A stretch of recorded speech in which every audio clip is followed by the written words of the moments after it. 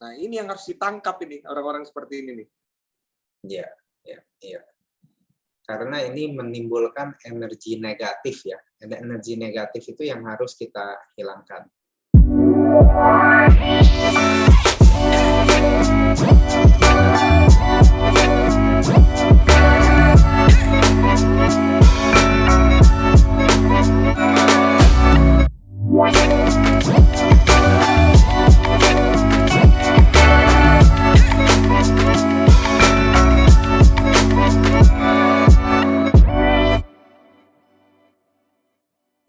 Oke, nah ada satu quote dari Ken Poirot, salah satu filsuf terkenal, dia bilang, keep creating, the world yearns to celebrate your next masterpiece. Jadi intinya adalah bahwa kita harus terus berkarya, karena dunia ini menunggu apa sih masterpiece kita yang berikutnya. Jadi kita berharap baik di saya sebagai pengusaha maupun KWB sebagai anggota legislatif, terus berkarya, memberikan yang terbaik buat tempat di mana posisi kita ada saat ini.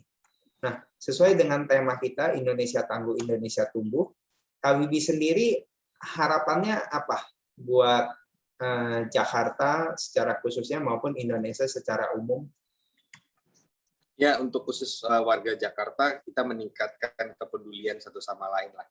Bahwa kondisi hari ini, pandemi ini, mengharuskan kita untuk saling bergotong royong. Karena tidak mungkin apa yang bisa kita lakukan itu bisa selesai dengan diri kita sendiri.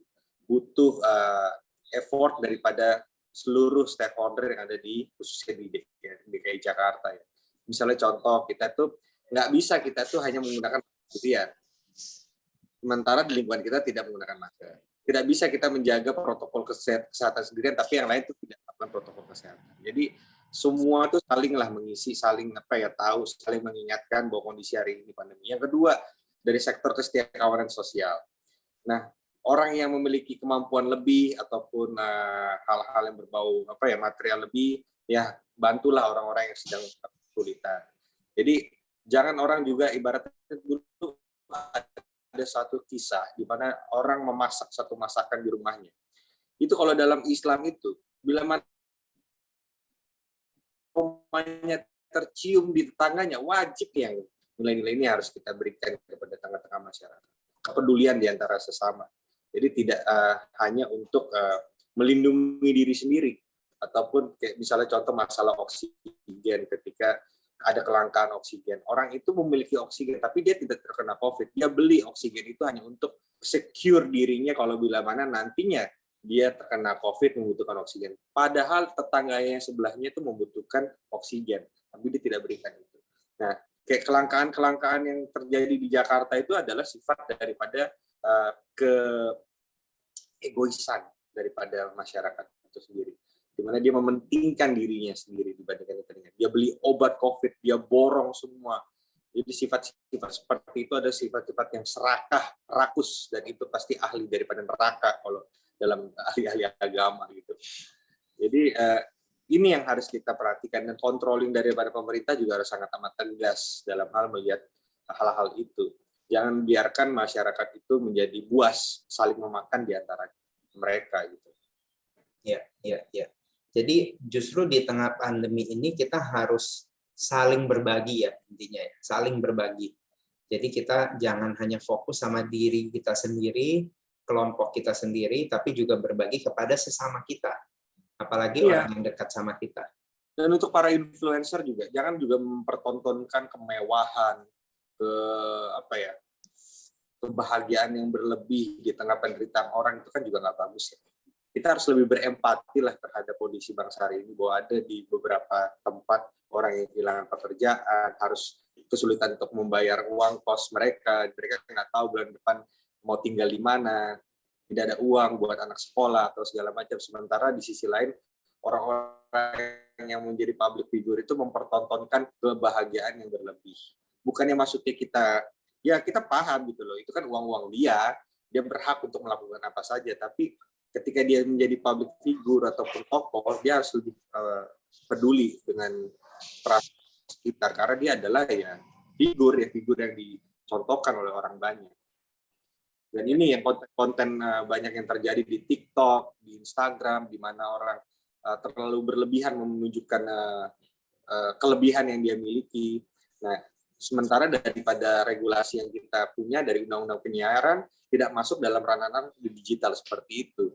Tidak ada filter sekarang di dunia digital ini. Semua dipertontonkan hal-hal yang sangat amat telanjang gitu loh.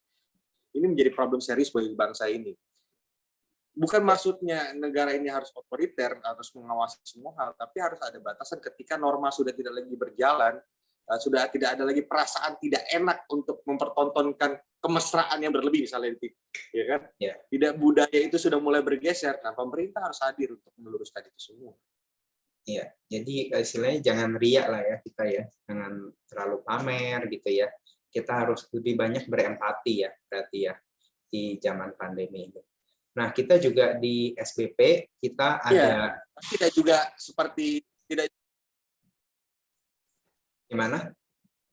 Tidak juga seperti juga nanti maksudnya filternya tidak juga sampai nanti orang lagi Olimpiade voli harus di blur, tidak gitu juga kayak.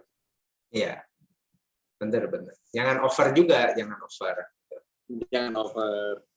Ya, benar. Tapi ya kata kuncinya adalah empati. Makanya kita juga SBP kita ada berafiliasi dengan yayasan kita juga Bintang Berbagi Kasih. Kita di masa pandemi ini juga kita bersyukur karena kita bisa survive. Kita juga nggak ada PHK ya, satupun karyawan kita di SBP selama pandemi ini, kita bersyukur. Dan kita melalui yayasan juga ada membagi vitamin C, D, kita juga membagi kebutuhan isoman, baik untuk karyawan dan juga orang-orang sekeliling kita. Dan rencananya di bulan Agustus ini kita juga akan membagikan masker di setidaknya 10 sentra vaksinasi. 10 sentra vaksinasi kita akan membagikan masker gratis, dan ini mungkin nanti akan terus kita tingkatkan melihat pandemi ini kalau terus berjalan. Yang terpenting adalah kebutuhan ini tersalurkan kepada pihak yang membutuhkan dan bisa membantu pandemi ini biar bisa teratasi dengan cepat dan seluruh masyarakat bisa melewati pandemi ini dengan baik. Itu harapan kita. Nah, tentunya salah satu harapan kita juga adalah KWB segera pandemi corona ini selesai ya, udah kangen kita meeting offline, nggak usah pakai masker gitu ya, bisa nonton bola kayak kemarin di Euro gitu, itu kapan ya bisa gitu ya, secepat-cepat deh ya kayaknya ya.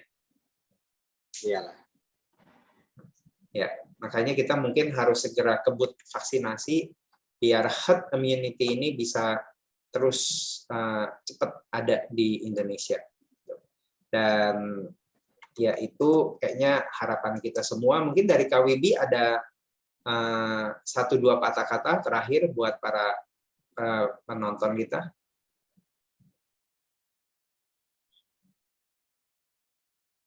Ya, jaga daripada imunitas kita, jaga kesehatan, patuhi protokol kesehatan. Pandemi ini pasti akan berakhir, tetap optimis, semua harapan itu pasti ada, selagi ada harapan pasti ada kemauan.